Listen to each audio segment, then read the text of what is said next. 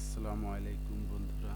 আজ আপনাদের আমি দেখাবো কিভাবে অ্যাডোবি ইলাস্ট্রেটরে ফটো থেকে আমরা খুব সহজেই ভেক্টরে রূপান্তরিত করতে পারি।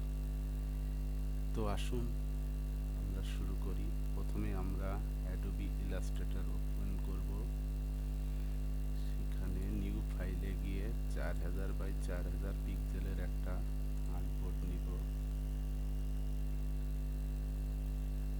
আর্টবোর্ড নেওয়ার পরে আমরা ফাইলটা নিয়ে আসবো, প্লেসে যাব, প্লেস থেকে ফাইলটা নিয়ে আসবো। ফাইলটা নিয়ে আসার পরে আপনারা একটু বড় করে নেবেন।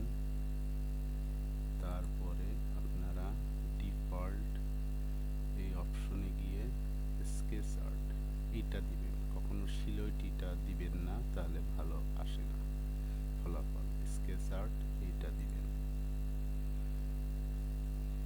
এটা দেওয়ার পরে আপনারা এক্সপান্ড নামে একটা অপশন পাবেন। যাদের এইখানে আসবে না তারা উইন্ডোতে গিয়ে এইখানে যে এক্সপান্ড অপশনটা সহজে পেয়ে যাবে।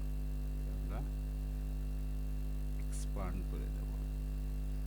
এটা যে ভেক্টর হয়েছে কিনা আমরা আর্টবোর্ডের একটু বাইরে যাই, তাহলে আমরা সহজে এই যে দেখুন, আমরা যদি জুমও করি তাহলে দেখবেন যে কোনো ছবি ফাটবে না। তার মানে এটা আমাদের ফটো থেকে ভেক্টরে রূপান্তরিত হয়েছে।